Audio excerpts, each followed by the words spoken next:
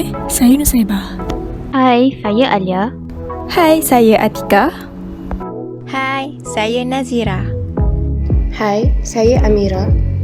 Kami adalah pelajar tahun akhir daripada program Sarjana Muda Kepujian Kimia Gunaan daripada UiTM Shah Alam.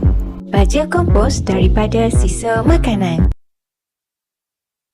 Sisa makanan ni memang biasa dihadapi lah.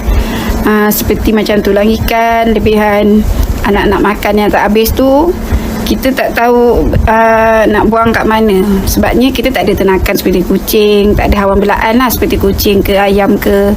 Jadi memang sayang lah makanan tu akhirnya memang terbuang begitu sajalah.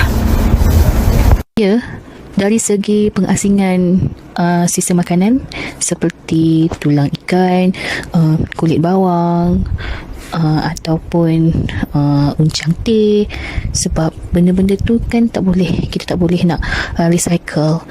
Sebab tu saya sometimes akan ada problem lah dari segi nak buang sisa makanan tersebut. Akhir sekali lebihan sisa makanan ni memang buang ke dalam tong sampah lah. Terbuang begitu saja tanpa dapat buat apa-apa dengan makanan tersebut, lebihan tersebut lah. Food waste biasanya saya akan asingkan dalam satu pasir kecil dan saya akan buang dalam tong sampah.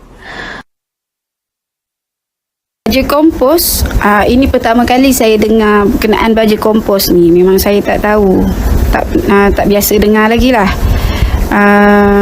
Boleh dibuat melalui sisa makanan, memang saya tak tahulah berkenaan perkara ni.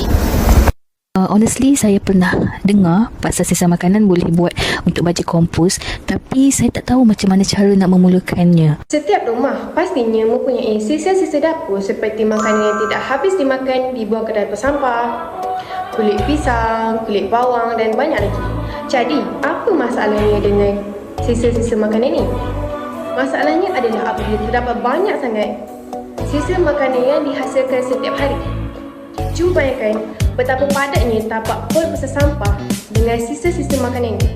Jadi, hari ini saya dan ahli kumpulan akan membentangkan satu solusi tentang apa yang kita boleh buat dengan sisa-sisa makanan. Salah satu caranya adalah dengan menjadikan sisa makanan sebagai baja kompos. Baja kompos ialah baja yang dihasilkan oleh humus. Apakah itu humus? Humus ialah bahan yang kaya dengan nutrien yang dihasilkan oleh organisma seperti cacing dan juga bakteria melalui proses haba dan juga respirasi. Fungsi baja kompos: pertama, dapat memulihkan struktur dan lapisan tanah. Kedua, kesuburan tanah dapat ditingkatkan lagi dari segi fizik, kimia dan biologi. Bahan sisa dapur yang boleh dijadikan sebagai baja kompos antaranya ialah buah-buahan dan juga sayur-sayuran. Uncang teh dapat mengekalkan kelembapan tanah. Kulit telur pula kaya dengan kalsium yang membantu pembinaan sel-sel tumbuhan. Dan terakhir sekali ialah sisa makanan. Terdapat beberapa bahan yang kurang sesuai untuk digunakan sebagai baja kompos. Pertama, produk penyusu. Kedua, tulang temulang seperti tulang daging atau ikan. Ketiga, kumpulan cheese, lemak dan minyak.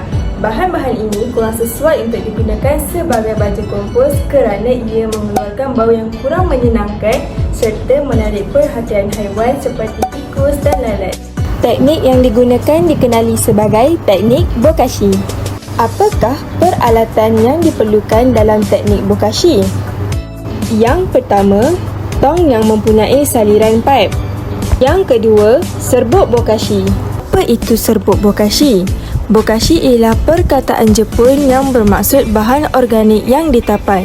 Ia mempunyai unsur karbon seperti dedak padi atau gandum dan dicampurkan dengan bahan seperti air dan bahan-bahan lain untuk diperam dalam tempoh tertentu sebelum dikeringkan menjadi serbuk. Peralatan yang terakhir merupakan cecair yang dikenali sebagai effective microorganism.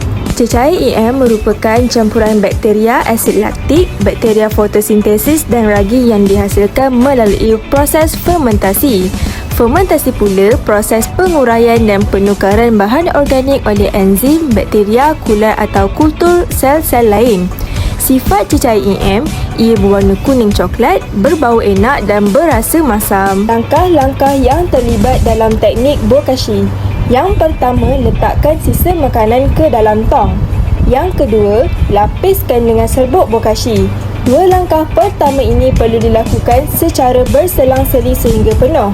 Langkah yang ketiga, semburkan cecair EM pada setiap lapisan untuk meningkatkan kadar penguraian. Yang terakhir, air sampah yang terhasil daripada proses ini dikeluarkan dalam masa 2 hingga ke 3 hari untuk dijadikan sebagai ejen pencuci atau baja cecair.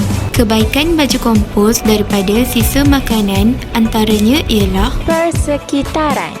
Pertama, pemeliharaan air dan tanah, dan yang kedua, melindungi kualiti air bawah tanah, dan yang terakhir adalah mengurangkan pelepasan metana dari tapak pelupusan sampah. Agrikultur. Pertama, untuk mengurangkan penggunaan baja kimia. Kedua, berfungsi untuk menyuburkan tanah untuk menghasilkan tumbuhan yang lebih segar. Ketiga, untuk menghindari tumbuhan dari haiwan perosak. Kesimpulannya, terdapat banyak kelebihan yang kita boleh peroleh daripada kegunaan baju kompos. Oleh itu, marilah kita bersama-sama, terutamanya golongan suri rumah, untuk mempraktikkan pembuatan baju kompos daripada sisa makanan.